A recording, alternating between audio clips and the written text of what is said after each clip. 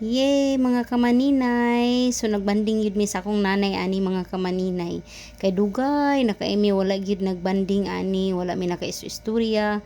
So karon mga kamaninay kana ang natagaan mig chance nga nagkita mi sa akong nanay, nagkaistorya, nagkabanding-banding. So man mga kamaninay nga kanang ako siyang giuban, ako siyang gipa kanang kaon pod mga kamaninay kay kanang para pod makaistorya mi kay mauli ra ni siya mga kamaninay kay nag-ul pod siya dito sa akong tatay kay siya ra daw ang nabilin dito sa ilang balay dito sa bukid. So mo nang mga kamaninay nga kanaang kan gadalmuran ni siya kaning mura mi gadalian ni sa oras kay ihatod pa man ni siya sa akong manghod.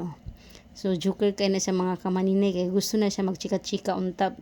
Unya ako siyang gihanggat nga dira sa siya matulog sa kanang sa Cagayan. Unya yun siya nag-ulsad siya kay basin daw mamatay to kung tatay sa kagutom. Nag-ulpod siya sa iyang tatay. So awayon day kay ni sila guys akong tatay pero sila ra gihapon ang forever bisag awayon kay ni sila sa unang mga kamaninay sa gamay pa ko. Ako naamang gyud ko sa ila sa una gapuyo kay siya may alaga sa ako sa una.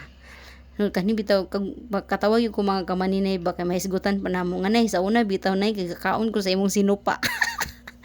Ngano ka na sa una mga kamaninay no kay dili gid tagahugawan sa sinupa sa atong mama sa atong nanay. So sa una mga kamaninay masuko ko kung dili ko supaan sa akong nanay, ibutang na ako patungod na ako na akong kamot sa iyang kanaang baba while kaon siya.